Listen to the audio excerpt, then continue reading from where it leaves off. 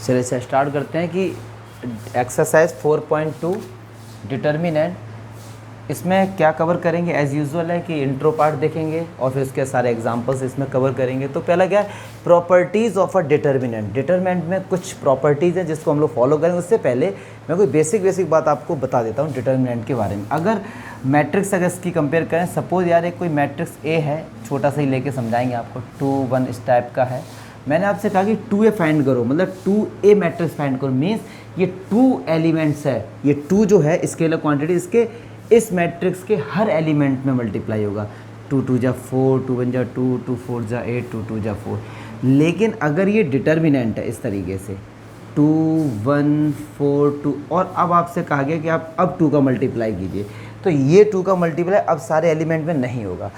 तो अब कैसे मल्टीप्लाई होगा, इस 2 का मल्टीप्लाई या तो किसी एक रो के सारे एलिमेंट में कर दो, मतलब इसमें कर दो, या इस रो के सारे एलिमेंट में कर दो, या फिर इस रो के सारे एलिमेंट में कर दो, या इस कॉलम के, इस कॉलम के, इस कॉलम के। मतलब कहना क्या है, जो किसी भी स्केलर क्वांटिटी का मल्टीप्लाई होता है किसी एक रो के सारे एलिमेंट में होगा या फिर एक कॉलम के, तो आंसर में कोई फ़र्क नहीं पड़ता है। सपोज मैंने कहा कि इस रो में मल्टीप्लाई करते हैं, चलिए तो 2 2 जा 4, 2 4 जा, इसको ऐसे ही लिख देंगे। या फिर एक बंदे ने क्या किया, इस कॉलम में मल्टीप्लाई कर दिया, तो ये 2 1 2 4 जा 8 और 2 2 जा 4, इसका भी डिटरमिनेंट इसका सेम आएगा। देखो 4 2 जा 8 माइनस 8 बन जाए 8 0, इसका देखो 4 2 जा 8 माइनस 8 0 ही आएगा। तो ये आपको याद रखना है, किसी भी रो या किसी भी कॉलम में करते हैं। अच्छा, दूसरी चीज़, अगर हमारे पास ये एक डिटरमिनेंट है 1 2 3 4, मैंने क्या किया कि इस रो के या इस कॉलम किसी के भी इस रो के सारे एलिमेंट 2 का मल्टीप्लाई कर दिया, 2 1 जा 2, 2 2 जा 4, इसको ऐसे ही लिख दिया। जब हमने मल्टीप्लाई किया 2 का, तो हम 2 से डिवाइड भी करना पड़ेगा। सही बात है, और क्या, अगर हमने 2 से मल्टीप्लाई किया तो हम 2 से डिवाइड भी करें, तब जाके इसका आंसर और इसका आंसर हमारा बराबर आएगा। तो ये छोटी छोटी बेसिक लास्ट चीज़ और बता दूं कि अगर ये कोई मैट्रिक्स है 2 4 1 3, सॉरी डिटर्मिनेंट है, और इस रो से देखो 2 कॉमन आ रहा है, इस रो से 2 कॉमन आ रहा है, तो हम कॉमन ले सकते हैं। यहाँ से 2 कॉमन आ रहा है, तो इसका आंसर क्या आएगा 1 2 1 3। तो ये बेसिक बातें हैं जो आपको याद आ जाएगा। कॉलम, अगर किसी एक कॉलम से या एक रो से अगर कुछ भी कॉमन आ तो उसको कॉमन ले लो, सोचना नहीं बिल्कुल। मैट्रिक्स में ऐसा नहीं होता था। मैट्रिक्स में अगर पूरे एलिमेंट से अगर कुछ कॉमन आ रहा है तभी हम कॉमन लेते थे, ठीक है। तो बेसिक बातें हैं। अब हम लोग प्रॉपर्टीज़ पर जाएंगे तो और अब आपको अच्छे से समझ आएगा।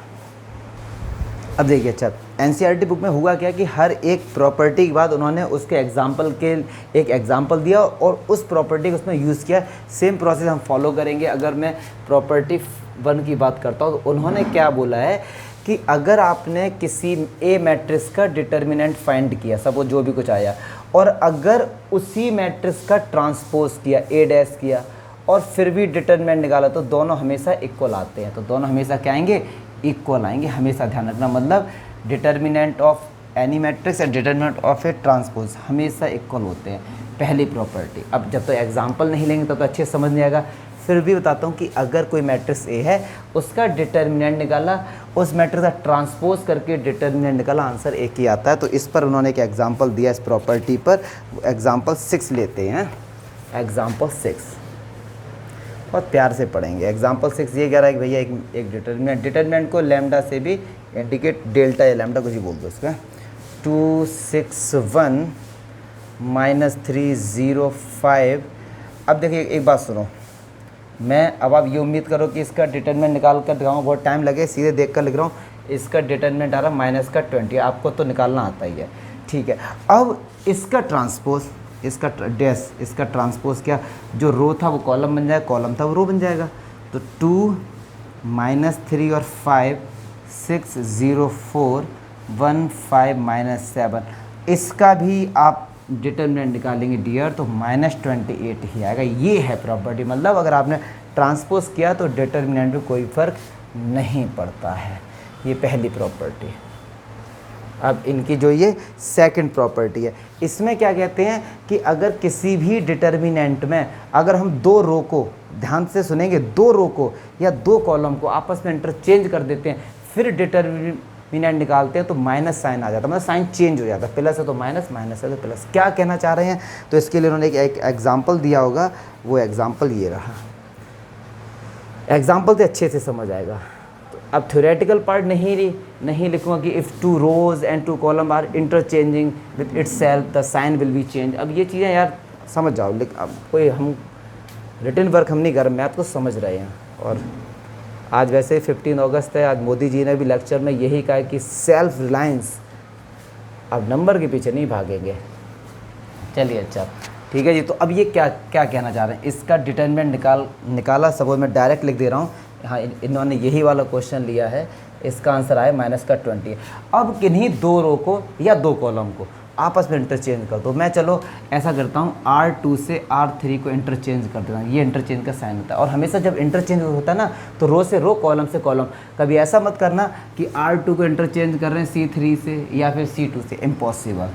तो रो इंटरचेंज जब भी होता है, रो से होगा, कॉलम से होगा। यार इसका मीनिंग क्या होगा कि R2 इंटरचेंज करो, R2 ये है, R3 इनको इंटरचेंज कर देंगे। तो 2 - 3 5 1 5 - 7 6 0 4। अब इसका डिटरमिनेंट निकालोगे, प्लस का 28 आएगा, निकाल लेना, डू योर सेल्फ। ये है प्रॉपर्टी कि आप कॉलम को भी चेंज करो तो माइनस साइन है तो प्लस हो जाएगा, प्लस है तो माइनस हो जाएगा, कोई ऐसी हेडक नहीं है। प्रॉपर्टीज़ 3 प्रॉपर्टी में वैसे ये बताया गया, मैं एग्जांपल तो ले लूँगा, उसमें ये बोला गया कि अगर किसी भी मैट्रिक्स का अगर डिटर्मिनेंट आप फाइंड कर रहे हो, अगर उसकी दो रो या दो कॉलम आइडेंटिकल है, मतलब सेम है, फॉर एग्जांपल तो उनका डिटर्मिनेंट हमेशा 0 आता है। देखिए क्या क्या कहना चाह रहा हूँ। अब मैं एग्जांपल नहीं लूँगा, अपना एक छोटा सा क्वेश्चन लेके समझाऊंगा। अगर मान लो ये है 1 2 3 4 5 6 1 2 3। अब आपसे कहा गया कि इसका डिटर्मिनेंट निकाल सकते हैं आप, लेकिन प्रॉपर्टी पढ़ें तो डायरेक्ट हम लोग यूज़ कैसे करेंगे, 1 2 3 और 1 2 3। ये R1 और R2 देखो सेम हैं, सॉरी R1 और R3 सेम हैं, तो इसका डिटर्मिनेंट क्या आएगा, 0 आएगा। और एक चीज़ ध्यान से सुन लो, जो थोड़े से होशियार बच्चे होंगे वो ये समझ रहे हैं, सोच रहे होंगे कि सर R1 R3 इक्वल है, एलिमेंट्स इक्वल, क्या ये एलिमेंट्स आगे पीछे हो सकते हैं, जैसे मान लो 3 1 2, क्या अब भी 0 होगा? नहीं सर, अब 0 नहीं होगा। मतलब दो रो या दो कॉलम के करस्पॉन्डिंग एलिमेंट्स भी बराबर होने चाहिए। अगर इधर 1 है तो इधर 1, इधर 2 इधर 2 इधर 3 है तो इधर 3, तो इसका डिटर्मिनेंट क्या होगा, 0। अगर एक और एग्जांपल लेता हूँ, मान लो इस तरीके से 1 2 3 4 5 6, और एक मैं एग्जांपल ऐसे ही बनाता हूँ, मान लो इधर देता हूँ 3 6 4 7 7। अब देखो ये सेम हो गई हैं, तो भी इसका डिटर्मिनेंट क्या होगा, 0 का। आप निकाल कर देख लो। ये प्रॉपर्टी है जो आपको याद रखनी, क्या कि अगर उनके करस्पॉन्डिंग एलिमेंट्स किसी दो रो के या दो कॉलम के सेम है तो उसका डिटर्मिनेंट क्या होगा डियर, 0 होगा। अब देखिए प्रॉपर्टीज़ 4 की अगर बात करें तो वो मैंने पहले ही बता दिया है, लेकिन हल्का सा फिर से एक बार बता देते हैं। कह रहे हैं अगर कोई भी एक डिटर्मिनेंट है, मान लो 2 1 3 4 6 0 1, ऐसे लिया मैंने, ठीक है।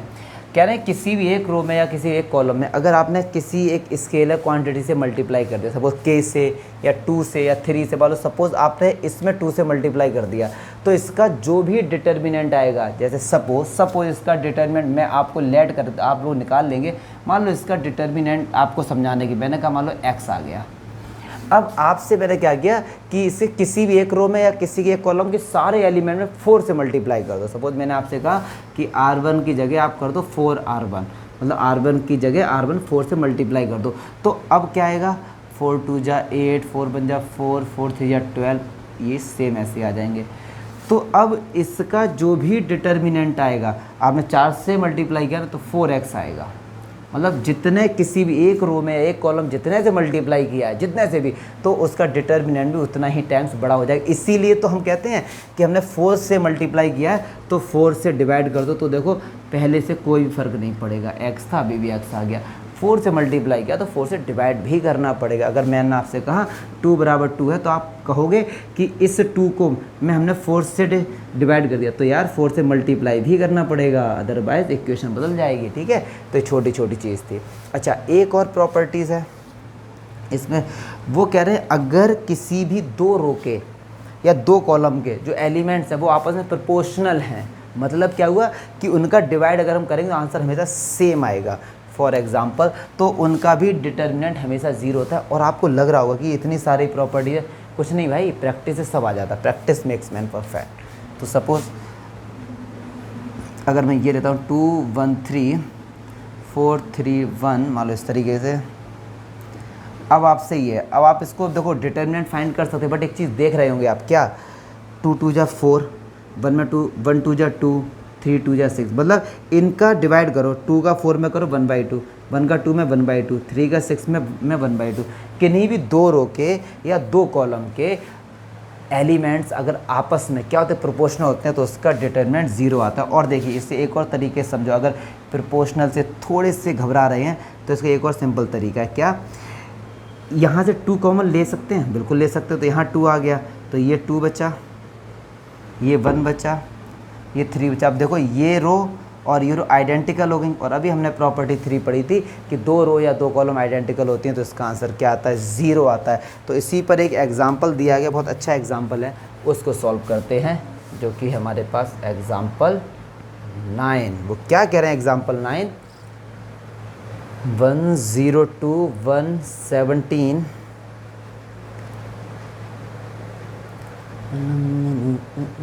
अब देखो कह रहे हैं इस डिटर्मिनेंट की वैल्यू फाइंड करनी। देखो कायदे में हम लोग नॉर्मल तरीके से भी कर सकते हैं, it will take a lot of time, but एक रिलेशन देखो आ रहा होगा, हम देखते हैं क्या 6 6 जा 36, 3 6 जा 18, 17 6 जा 102। तो क्या यहाँ से देखिए, ध्यान से देखना जरा, अगर मैं R1 से 6 कॉमन लेता हूँ तो अंदर कितना बचेगा, 17, 3 और 6, 1 3 4, 17 3 से आप देख रहे होंगे क्या ये आइडेंटिकल हो गए, R1 और R3 आइडेंटिकल हो, तो इसका आंसर क्या आ जाएगा, ज़ीरो आ जाएगा। तो इस तरीके से प्रॉपर्टी का यूज़ करके देखो कितना सिंपल हो गया ना। तो इस तरीके से हम लोग यूज़ करेंगे। Pause the video.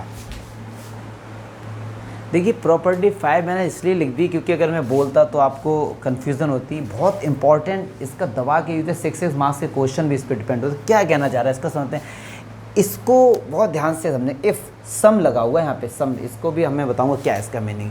इफ़ सम और ऑल एलिमेंट्स ऑफ अ रो और कॉलम ऑफ अ डिटरमिनेंट, या किसी एक रो के, देखो रोज नहीं है, रो है केवल एक रो और एक कॉलम की बात कर रहे हैं, या किसी डिटर्मिनेंट का एक रो के सारे एलिमेंट या एक कॉलम के सारे एलिमेंट या फिर कुछ एलिमेंट, ठीक है, अगर उनको एक्सप्रेस किया गया सम ऑफ 2 और मोर टर्म्स के रूप में, तो कहते हैं कि हम उसको भी दो डिटर्मिनेंट को ऐड करके लिख सकते हैं। ये थ्योरेटिकल पार्ट पे बिलीव मत करो, मीनिंग क्या है वो समझ, क्या कहना चाह रहा है ये।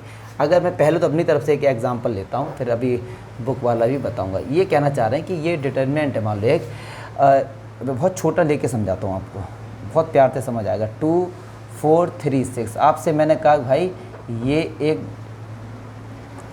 इसका आंसर बताइए क्या, तो आप तुरंत बताएंगे 6 2 जा 12 माइनस 4 3 जा 12। आप कहीं से जीरो आ गया, जीरो आ गया, या और कुछ ले तो और कुछ आता।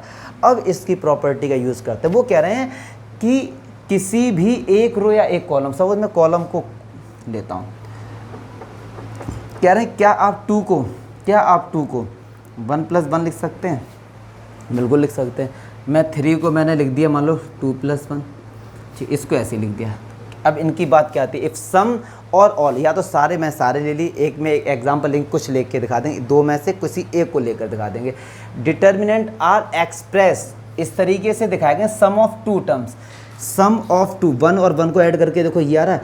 अब इसको हम अलग अलग कैसे लिख सकते हैं, इसको ध्यान से देखेंगे। इसको हम लिखेंगे 1 2 और 4 6, तो ऐसे आ जाएगा, प्लस अब क्या इधर 1 1 4 6, इसको सॉल्व करोगे तो भी देखो आंसर यही आएगा। देखते हैं, 6 1 जा 6, 4 2 जा 8, ये आ गया, प्लस 6 1 जा 6, ये आ गया, तो माइनस का 2 प्लस का 2, डियर अब भी जीरो ही आ गया। देख लो, ये है प्रॉपर्टी का मतलब कि अगर किसी भी एक कॉलम के या किसी भी एक रो के जो एलिमेंट्स हैं, अगर वो 2 टर्म्स में, सम ऑफ 2 टर्म्स हैं, तो हम इसको अलग अलग, देखो 4 6 को तो ऐसे ही लिख देंगे, इधर एक बार 1 2 ले लेंगे, एक बार 1 1 ले लेंगे। मैंने 2/2 का लेकर मैंने इसलिए दिखाया क्योंकि कैलकुलेशन सिंपल। इसी प्रॉपर्टीज में एग्जांपल 10 दिया गया, उसको देखते देखो। वैसे तो आप इसको डायरेक्टली ओपन करोगे अलोंग R1 R2 आंसर तो भी जीरो आएगा, बहुत लेंदी हो जाएगा।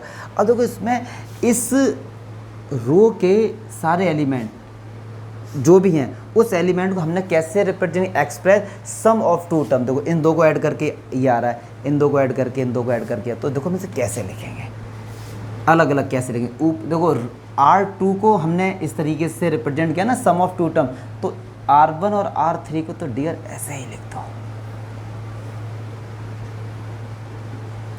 अब इसको पहले क्या रहा है ABC, तो ऐसे लिख दो ABC प्लस, इनको तो ऊपर वालों को तो ऐसे ही लिख देंगे ABC x y z। इसको देखो 2x 2y और 2z, इसको ऐसे लिख दो। अच्छा अब देखिए ABC दो रो आइडेंटिकल हैं तो ये 0 हो गया। एक बात सुनो, यहाँ से 2 कॉमन आ रहा है, 2 अगर मैं 2 कॉमन लेता हूँ तो 2 बाहर आ जाएगा। फिर ये देखो x y z और x y z आइडेंटिकल हो गया, तो कितना सिंपल हो गया। प्रॉपर्टी का यूज़ किया हमने तो कितना सिंपल हो गया। तो इस तरीके से प्रॉपर्टी का यूज़ हो वो सब प्रैक्टिस से आ जाएगा आपको। ये भी बहुत अच्छी प्रॉपर्टी इसीलिए लिख दी है मैंने। ये इसका थ्योरेटिकल पार्ट तो क्या समझाऊँ आपको, सीधे हम लोग प्रैक्टिकली समझते हैं। क्या कहना चाह रहा है हल्का सा बताऊँगा अभी।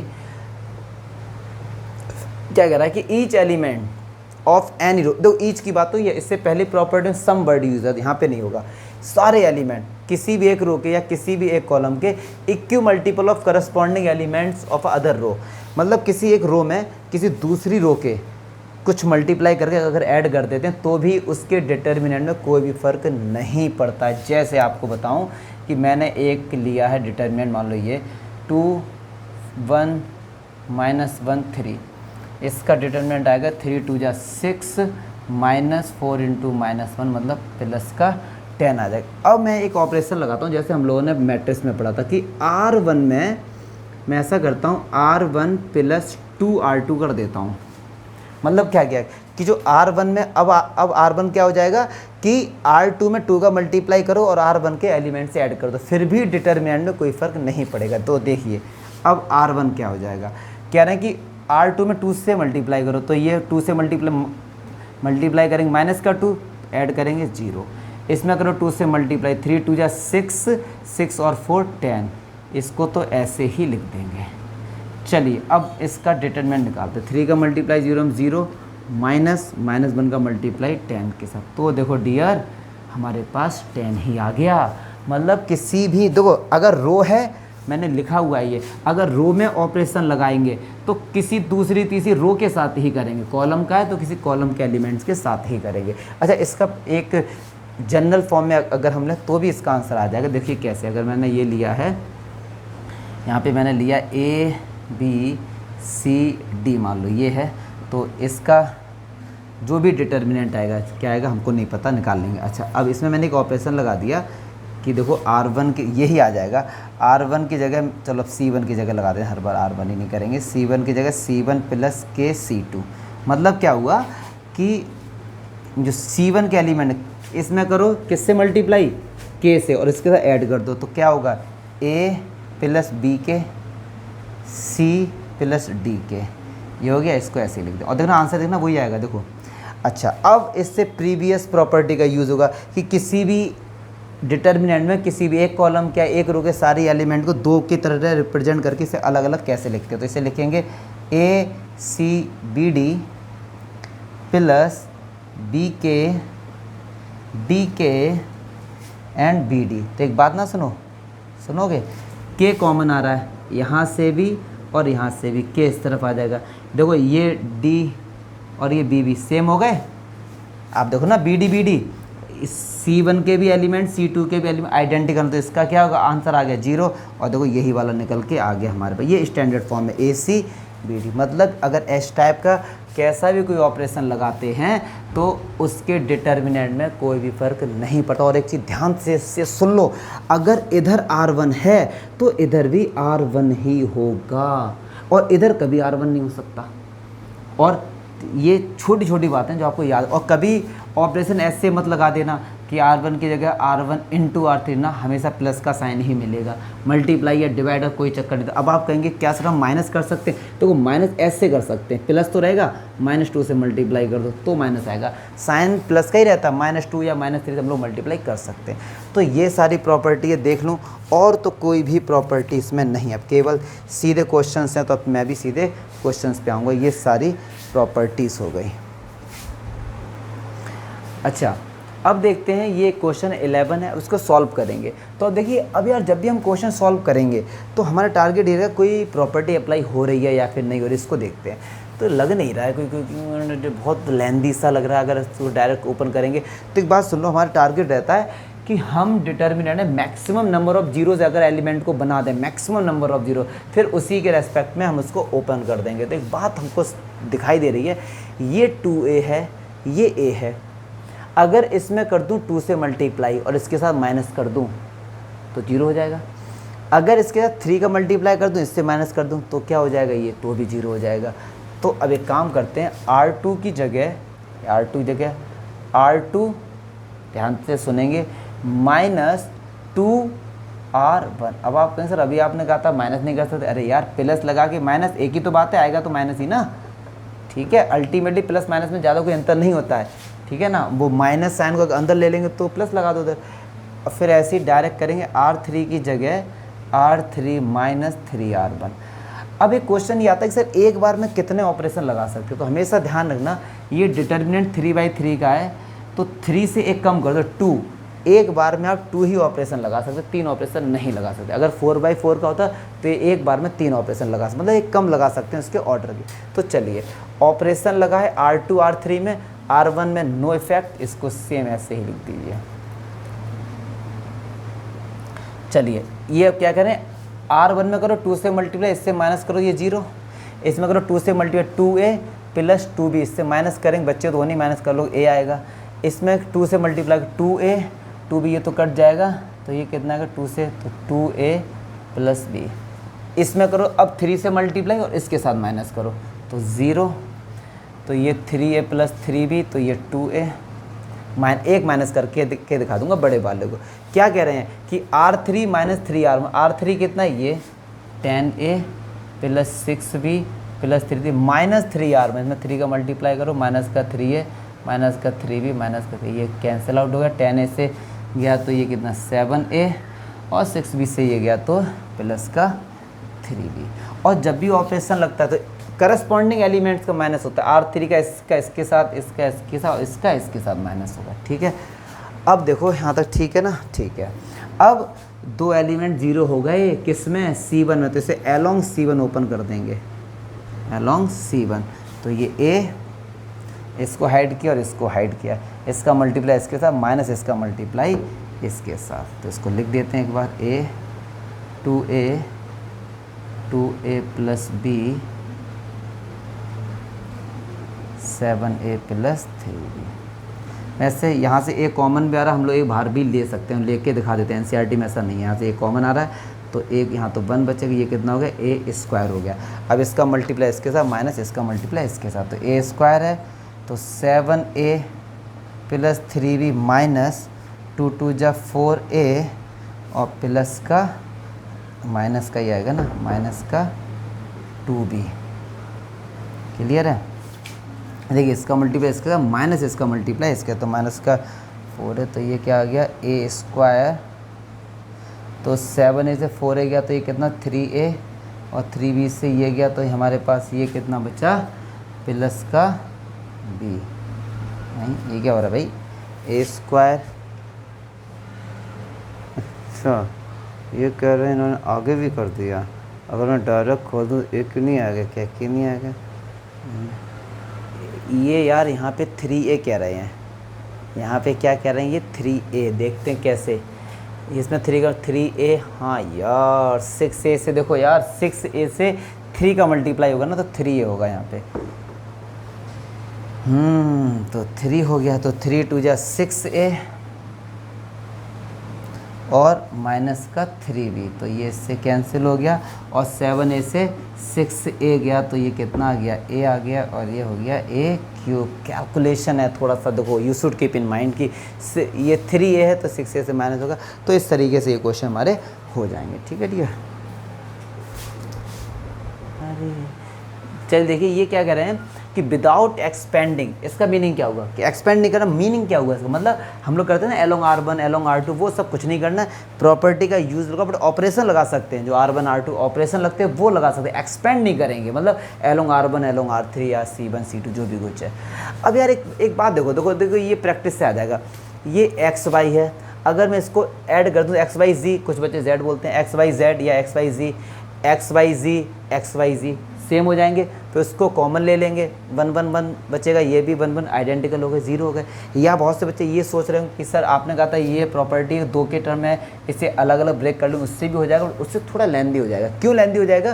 क्योंकि XYZ यहाँ पर यहाँ ZXY उल्टा हो रहा है, तो फिर उनको अरेंजमेंट करना पड़ेगा। तो ऐसे में मैं क्या करता हूँ कि R1 की जगह लगा देता हूँ R1 + R2। तो देखिए अब क्या हो जाएगा, XYZ X + Y + Z और X + Y + है, हो गया ZXY 1 1 1। अब ये कॉमन आ रहा है, इसको कॉमन ले लेते हैं, तो इधर कितना बचेगा 1 1 1 XY 1 1 1 आइडेंटिकल हो गए, तो 0 हो गया। डायरेक्ट करोगे इसी तरीके से, ठीक है। अब जैसे एवेल्यूएट, अब इसमें कह रहा है एवेल्यूएट करो, इसमें तो हम लोग ऑपरेशन लगा सकते हैं, ऑपरेशन भी लगा सकते हैं, एक्सपेंड भी कर सकते हैं। 1 1 1 ABC BC CA and AB। देखो एवेल्यूएट करने को बोला है, इसमें आप डायरेक्ट भी इसको ओपन कर सकते हैं अलोंग R1 R2, बट हमारा टारगेट रहता है कि यार एक कोशिश करो, टारगेट करो कि हम किसी को 0 बना पाए, बन जाएगा, 1 से बन गया 0, इससे ये गया 0, तो बस हम क्या करेंगे R2 की जगह R2 - R1 और R3 की जगह हम करेंगे R3 - R1 या R2 कुछ भी कर सकते हैं, ठीक है। तो R1 में ऑपरेशन नहीं लगा, इसको ऐसे ही लिख दो, 1 से बन गया 0, B से A गया B - A और C A से ये होगा -A, 1 से बन गया 0, C से गया तो ये C - A और A B माइनस का B से, देखो हो गया। अब कुछ देखते हैं, यहाँ से C कॉमन आ रहा, देखो C कॉमन आ रहा, तो क्या अगर मैं C कॉमन लेके ऐसे लिख सकता हूँ A - B, यहाँ से B कॉमन आ रहा है तो ये बचेगा A - C। अब एक बात सुनो सारे बच्चे लोग, ये B - A है, ये A - B है, उल्टे हैं। अगर मैं इसको A - B लिखने की कोशिश करूँ तो -A - B लिख सकता हूँ, बिल्कुल लिख सकता हूँ, एक ही बात है। ये इसको मैं अगर A - C लिखने की कोशिश करूँ, क्यों सर ऐसा कर क्यों रहे, कोशिश क्यों कर रहे हो? अगर आपके दिमाग में क्वेश्चन है यार कॉमन लेना भाई, A - C कितना इजी, तब भी कॉमन ले सकते थे, डायरेक्ट भी माइनस लगा देता, फिर आप लोग कहते ये मतलब जो एवरेज बच्चे उनको कन्फ्यूजन होती। तो मैंने इसी में हौच पौच कर दिया, क्योंकि समझिए हमारा टारगेट वो नहीं कि मैं लिख दूँ आप वीडियो पॉज करके छाप लो, ऐसा टारगेट है ही नहीं हमारा, कंसेप्ट आना चाहिए। तो अब यहाँ से A - B, यहाँ से A - C कॉमन आ रहा है, A - B और A - C 1 0 0 A -1 BC और ये C, और यहाँ से कुछ कॉमन लिया था ना हमने, शायद क्या कॉमन लिया था यहाँ से, उसको मैंने हटा क्यों दिया यार, फिर शायद B था, आई थिंक B था, ठीक है, इधर B हो जाएगा, ठीक है B होगा हाँ। अब ओपन कर देंगे अलोंग C1 ओपन कर दो, तो 1 को हाइड करेंगे, इसका मल्टीप्लाई इसके साथ, माइनस का B, इसका इसके साथ, प्लस का C, और ये दो तो पहले से ही हैं, तो क्या आ गया A - B, A - C और C - B। ये हमारा डिटर्मिनेंट आ गया इसका, मुझे नहीं लगता इसमें कोई भी डाउट होगा। अब देखिए ये भी अच्छा क्वेश्चन है।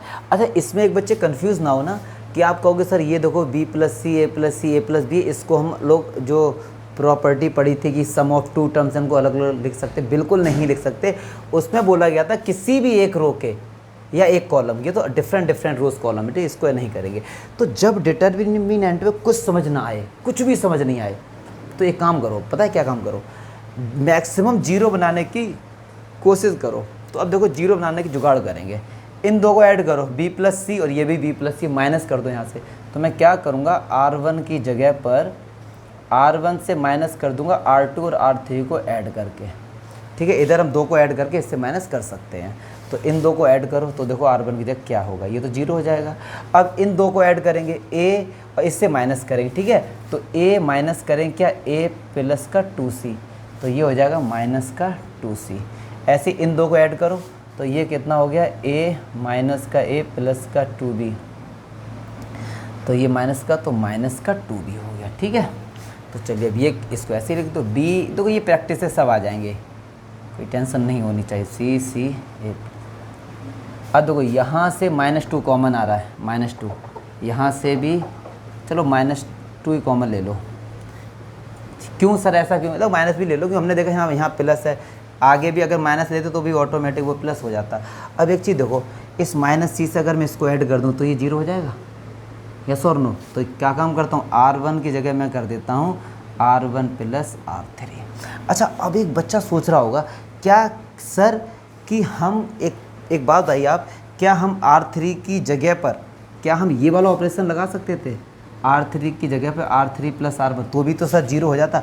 बिल्कुल लगा सकते थे, लेकिन एक बात जो थी, ये ऑपरेशन और ये ऑपरेशन में आप कोई सा भी लगा सकते हैं, लेकिन इस ऑपरेशन में देखो एक दिक्कत आ जाएगी, पता है क्या, R1 को R3 से ऐड करोगे तो 0 और c ऐड होगा तो इसकी जगह क्या आ जाएगा, c आ जाएगा, 0 हट गया, तो हमने जो मेहनत की तो वो तो बेकार ही होगी ना। तो इस ऑपरेशन को लगाएंगे, दोनों ही सही है, लेकिन अब यार हमारा टारगेट क्या है, मैक्सिमम 0 बनाने का, तो यहाँ तो 0 हट जाएगा, तो R3 की जगह हम क्या करेंगे, 2 है ये 0, और इसी के साथ एक और ऑपरेशन भी लगा सकते हैं, पता है क्या, कि हम R2 की जगह R2 प्लस R1 कर दें, इसको ऐड कर दें, ये भी लगा सकते हैं। तो जी 2 ऑपरेशन एक साथ लगा सकते हैं, क्योंकि 3/3 का है। अब देखो चलो ऐड करो, तो ये तो b हो गया, इससे इसको ऐड करेंगे a हो गया, ये कितना हो गया 0, इससे इसको ऐड करेंगे c, ये ऐड गया 0, इससे ऐड किया, तो अब देखो कुछ भी 0 नहीं होगा। अब एक्सपेंड कर दो किसी के भी अलोंग, क्योंकि हर किसी में मैं कर देता हूँ इसको अलोंग, इसके अलोंग कर दें, किसी के भी अलोंग कर दो यार, चलो मैं along normal ALONG along R1 ही कर देता हूँ। तो ये जब R1 के अलोंग होगा तो R1 के साइन आएंगे प्लस माइनस प्लस। चलिए 2 तो है ही, इस 0 को तो लेंगे ना, अब सीधे इसको लेंगे, ये माइनस का c है, ये माइनस, तो ये प्लस का c हो जाएगा, c को इसको और इसको, तो a का मल्टीप्लाई b के साथ, इसका 0 साथ, तो ये तो ab हो गया। अब माइनस का b, इसको हाइड किया और इसको हाइड किया, ये 0 और माइनस का ac, मुझे नहीं लगता यहाँ तक कोई भी डाउट होगा। तो ये 2 हो गया, तो ये कितना हो गया ABC, और प्लस का ये कितना हो गया ABC, तो ये हो गया 2ABC, तो इसका मल्टीप्लाई। तो NCERT में कैसे किया मुझे नहीं पता, इन्होंने केवल एक ऑपरेशन लगा के डायरेक्ट कर दिया, वो थोड़ा लेंदी हो जाएगा। हम लोगों ने ये 2 ऑपरेशन लगा दिए थे, ठीक है, ये 2 ऑपरेशन एक साथ लगा दिए थे, एक बार ये लगा सकते हैं।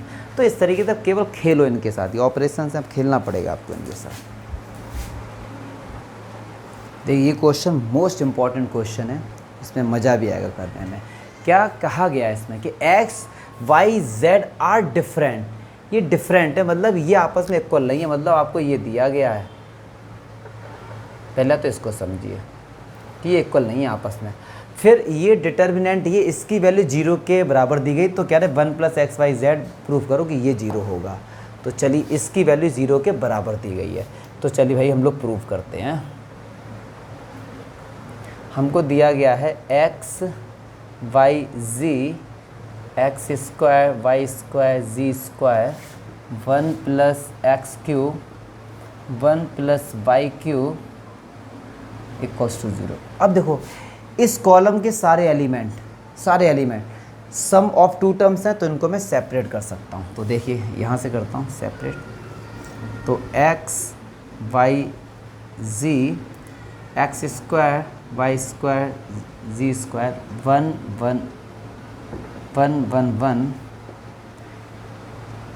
x, y, z, x square, y square, z square, और x cube, y cube and z cube. तो एक बात सुनिए जरा, यहाँ से क्या कॉमन आ रहा है, इस पूरे में से x कॉमन आ रहा है, यहाँ से y कॉमन आ रहा है, यहाँ से z कॉमन आ रहा है, तो इसको लिखते हैं x square 1, y square 1, z square 1, यहाँ से x, यहाँ से y, मतलब x y z बाहर आ गया, अंदर कितना बचा 1 x स्क्वायर, 1 y स्क्वायर, 1 जी स्क्वायर।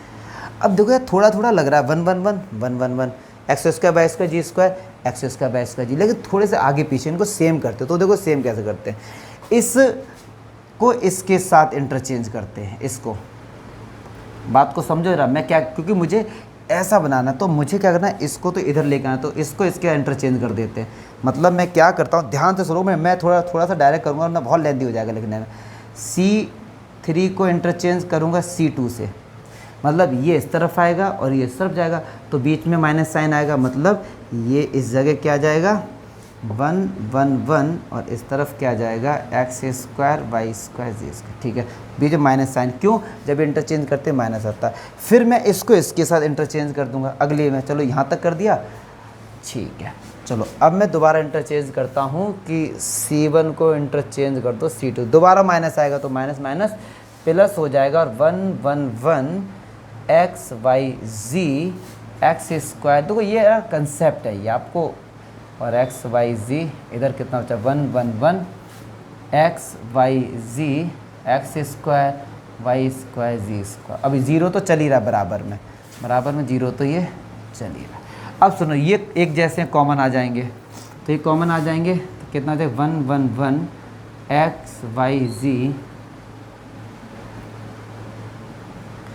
1 प्लस ये, क्योंकि जब ये कॉमन लिया ये अपनी जगह पे 1 छोड़ेगा, तो अब हमसे बोला गया था कि एक्स वाई जी ही 1 प्लस एक्स वाई जी ही 0 के इक्वल। अब आप कहेंगे सर ये तो बहुत सिंपल हो गया, इसे रख दो 0 के इक्वल। यार इसे भी तो रखोगे 0 के इक्वल, ऐसे नहीं होगा, इसको सॉल्व करेंगे पहले। अब इसको सॉल्व करोगे या तो अभी हमने ऐसा सॉल्व किया, देखो अभी जो कोई एग्जाम्पल था मैं बता दूं, इसी चीज़ को बार बार लिखूंगा तो फिर बहुत ज़्यादा टाइम भी लगेगा। एग्जाम्पल 13 देखो इसी तरीके से था, मैं एक बार बता दूंगा कि R2 की जगह ऑपरेशन लगा देंगे R2 माइनस R1 और R3 की जगह ऑपरेशन लगा देंगे R3 माइनस R1, 2 0 हो जाएंगे। तो मैं आंसर डायरेक्ट देख कर लिखता हूँ केवल इस वाले का। तो इस वाले का जो आंसर इन्होंने जो निकाला है वो क्या निकाला, वो ये आया है y माइनस एक्स और z माइनस एक्स और z माइनस वाई, और ये तो हमारा है ही। अब देखिए जब भी जितने प्रोडक्ट हैं उनका मल्टीप्लाई 0 होता है तो वो सब 0 के इक्वल होते हैं 1 बाई 1। तो एक बार इसको रखो y माइनस एक्स बराबर 0 तो y बराबर x, इसको रखो तो z बराबर x, इसको रखो तो z बराबर y, और इसको रखेंगे। लेकिन एक बात सुना यार जरा, पता है क्या, y बराबर x z बराबर x z बराबर, ये तो हो ही नहीं सकते, इम्पॉसिबल। पूछो क्यों, हम नहीं कह रहे, ऐसा क्वेश्चन में बोला गया कि ये डिफरेंट है, ये कभी इक्वल हो नहीं सकते। और जब ये हो नहीं सकते तो ये पक्की बात है कि फिर बेचारा ये ही बचा जो कि 0 के इक्वल होगा।